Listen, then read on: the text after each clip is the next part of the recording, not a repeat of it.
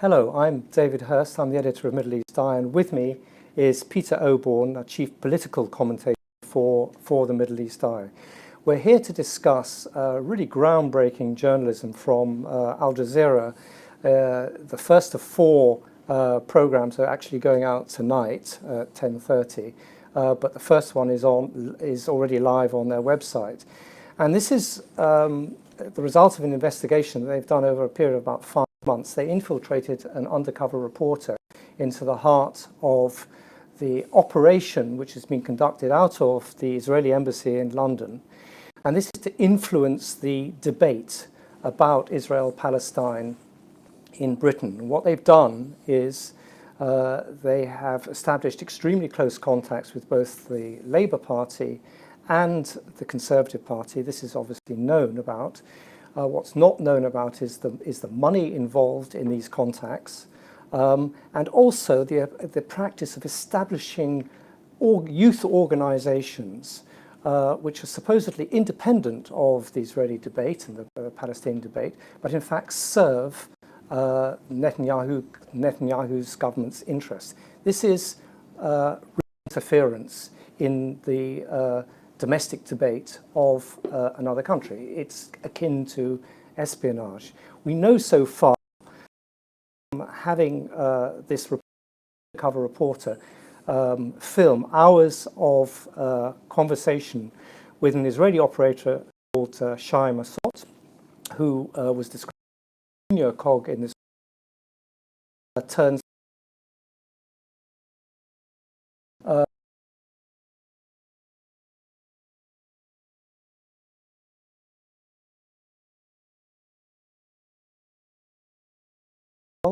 the undercover reporter was himself recruited by Masot to set up an organization called the Young Labour Friends of Israel. We know there are obviously ties, very, very strong ties and conversations with the Conservative Friends of Israel, another organization that no one appeared to have heard of before called Young Diplomats, the Union of Jewish Students, and there's another organization that Masot talked about. He didn't name it, but he said this was another undercover organization that served Israel's interests. This is obviously a very, very big story.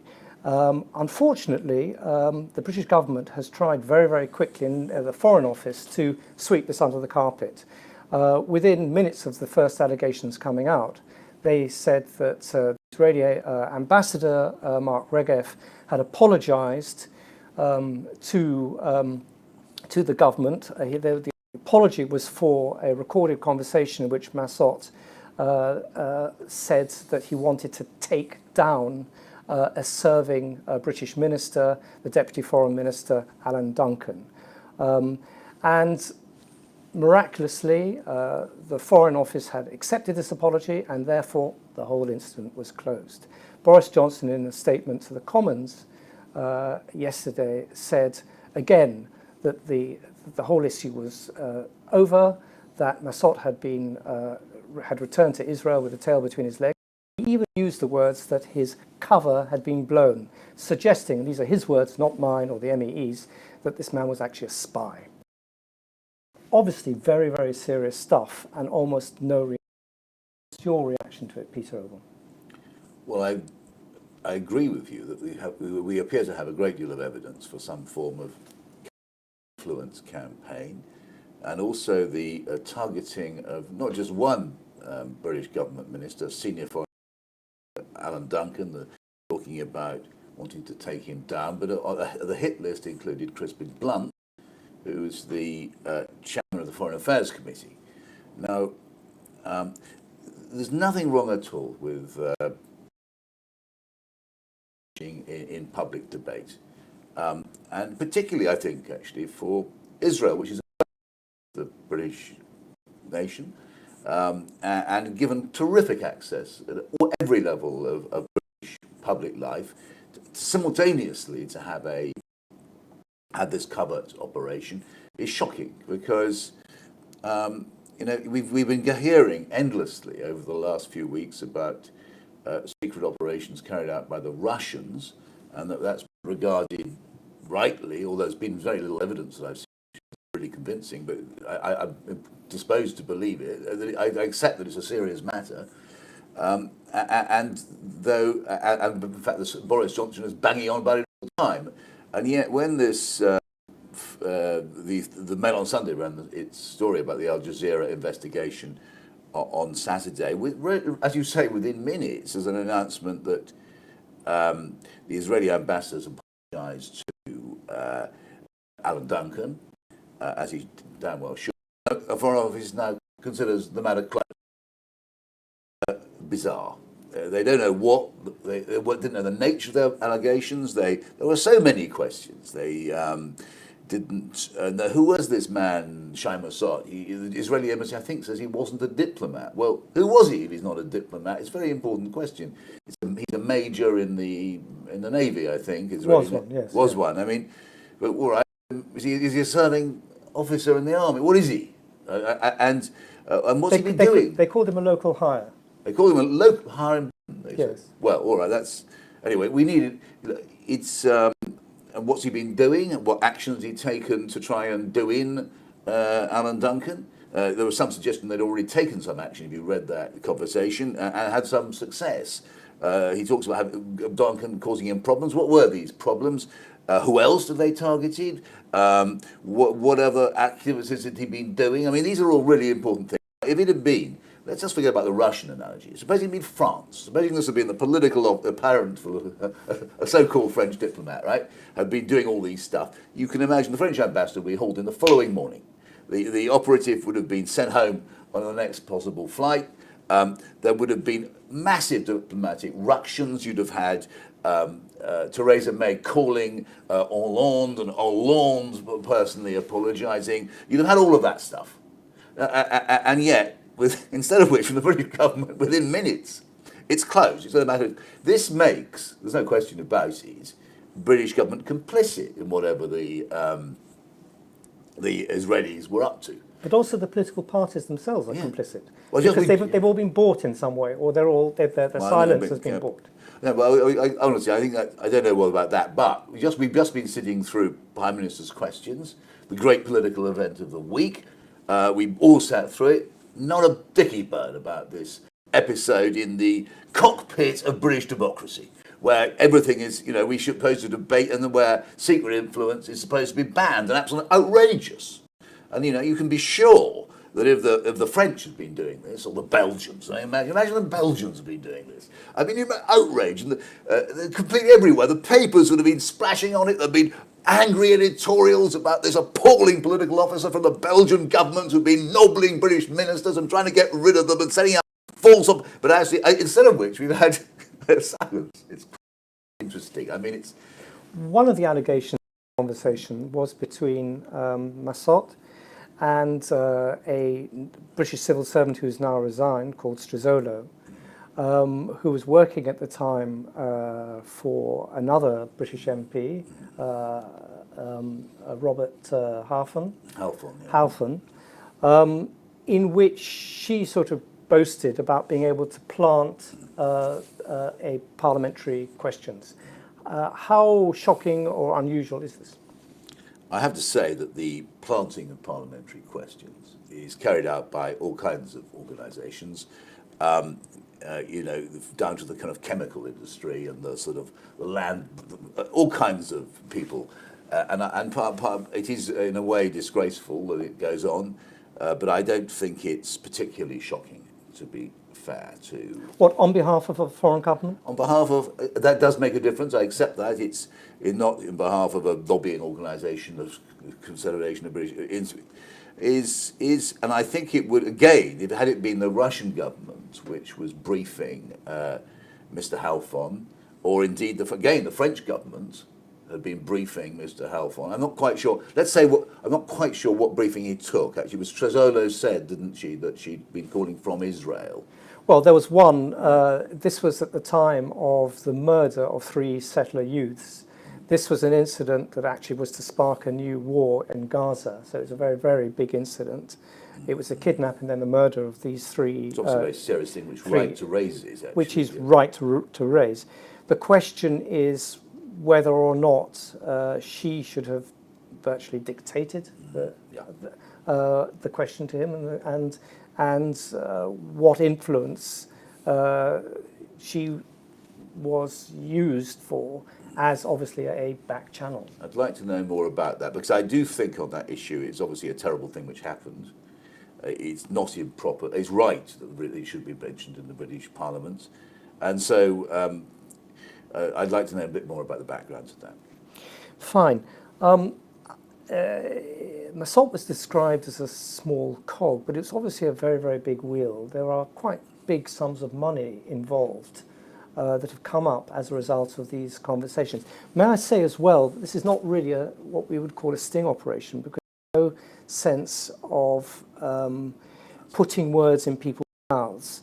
These were conversations that were recorded entirely freely, and the information that came from them was actually provided by people like Massault and Strizzolo and the people who were being secretly recorded. These weren't planted questions or planted information. So I think that adds credibility to it. One can say that they've maybe been taken out of context. That is an argument that could be used against them.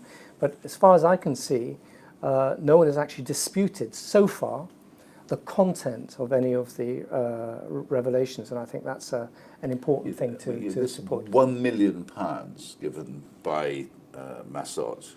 He said it wasn't given. What he said was that there was £1 million or over £1 million available to Labour friends of Israel. In fact, Joan Ryan, the MP, who's chairman of Labour Friends of Israel, Chamber of Labour, joked with him and said, "What have you got in your suitcase?"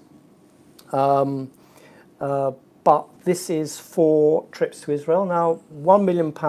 I mean, we've mentioned a number of organisations that Massault boasted about having set up or organised or liaised with or established. I think established is the word that he used quite a lot. If we know that of £1 million just for one of these organisations, this is obviously a much, much bigger operation financially, and that money is available for trips to Israel. Yeah, I mean, I don't think that the idea that Major Massault is a sort of local hard junior diplomat story really has any credibility. Here he is rubbing shoulders with the ambassador, knowing him quite well, just giving over £1 million, I think he said, to, or making available to the Israel and so on. I think he's a fairly serious job. But he's deniable and also dispensable. So I mean, I think that he's just a diplomat, just going beyond his. It shows a determination to take this seriously. I mean, it clearly doesn't want to get involved in having a row with Israel, and I think that's most unfortunate. We'd have to ask Mr. Johnson or Mrs. May, and I think it's a legitimate point, given how furious they would have been if it had been France. No, let's think about Russia, who we Belgium. We'd be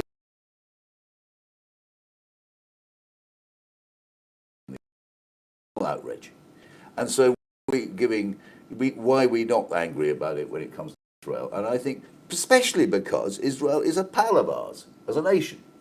They have no difficulty at all accessing anybody at any level, and then having to do this, they're doing this covert stuff. Okay, what do you think should now happen? It wasn't. It wasn't Prime Minister today. What should have happened is that the Israeli ambassador should have been summoned.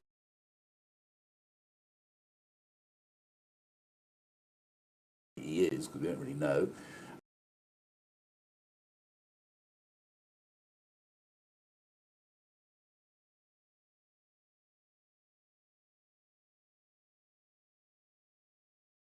Espionage, as far as I can tell, a covert influence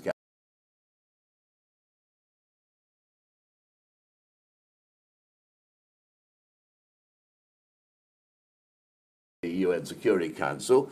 Netanyahu called in the British our man in Tel Aviv and gave him a dressing down just because of the way Britain voted in the Security Council. And they didn't do it, we didn't do anything illegal or improper or wrong. And it got 10 minutes of Netanyahu's tongue. But were they doing something quite outrageous? Regev appears not to have known about it, in which case he clearly, the Israeli ambassador is running, clear either is up to no good, or he has no idea what's going on in his own embassy. I don't believe that, because he was actually filmed with Mossad. Well, he deserves a bollocking. He deserves a very severe bollocking from the British. They were filmed shoulder to shoulder, so he's actually in. The Regev himself appears in these secret recordings. And if our man got a bollocking for the way Britain voted in the Security Council, then Regev should have had a bollocking for allowing this sort of stuff to be going on. I think this is working as such, because it appears to be that the sensible target, I should have said, is of course the BDS movement. What Israel appears to be doing is to latch on to, they're particularly interested in the youth, they're interested in youth organizations, and they're interested in influencing the opinion on university campuses, but also young diplomats, young journalists, and aspiring politicians. And they're interested in influencing, obviously, the next generation of leaders that they will deal with. So this is not just a short-term operation. Yeah. This is long-term strategic thinking. Is it working? Well, actually, it's been incredibly successful so far. Looking back over the last 20 or 30 years, if you look at the supreme, the top people in the Conservative Party, they tend to, almost all of them, I think, belong to the Conservative Friends of Israel. They never criticise being targeted as a result. But apart from that, you never get a really serious criticism of the settlements. You get it's formulaic little, we're against it on policy, but it's very, very mildly ever criticised. So it has been successful.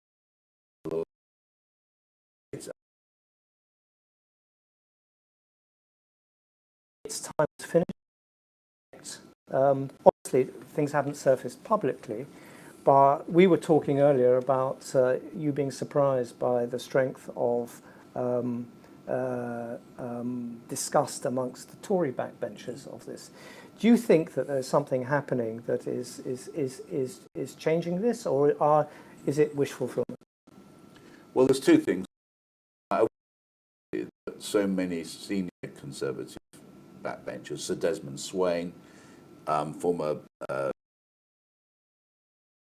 Minister, Privy Councillor, was very articulate. So was Crispin Blunt, the Chairman of the Foreign Affairs, and Nicholas Jones, the great time leader, Churchill.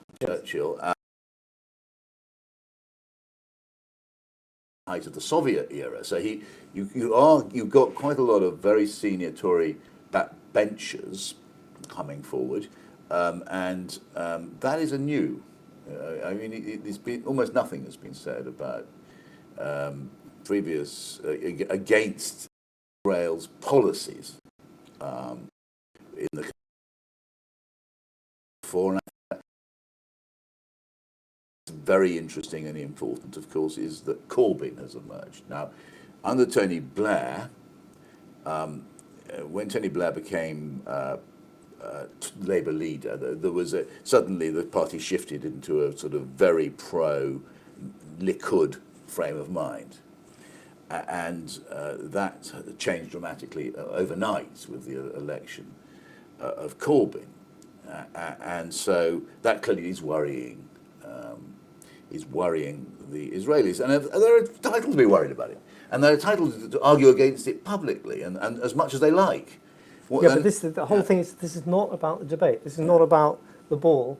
You're always playing the man. Yeah, but there's you're always smearing the individuals instead of actually addressing the subject. There is a subject to address about settlements and the two-state solution. Let's have that debate honestly and openly.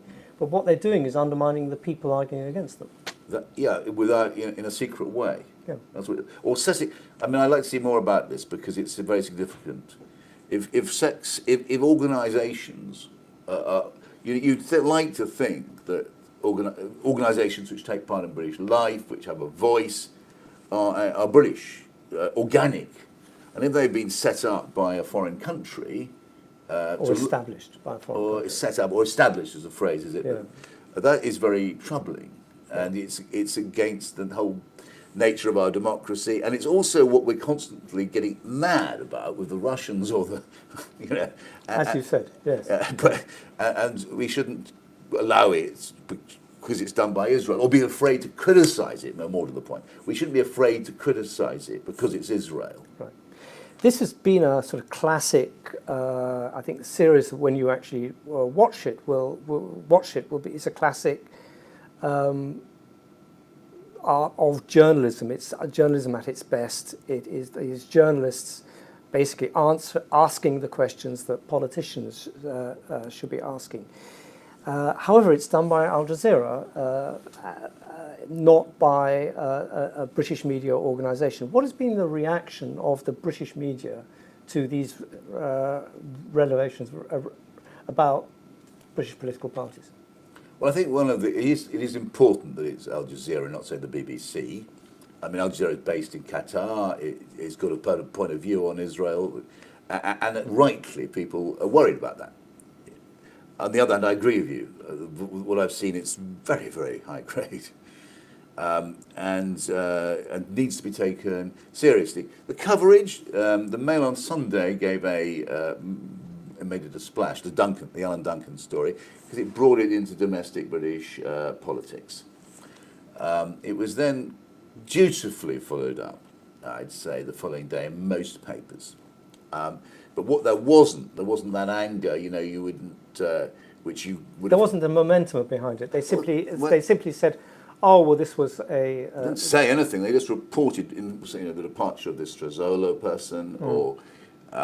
They treated it as a there fair were no leaders about it, saying there must be an investigation. Yeah. There was no condemnation on the op-ed pages that I saw.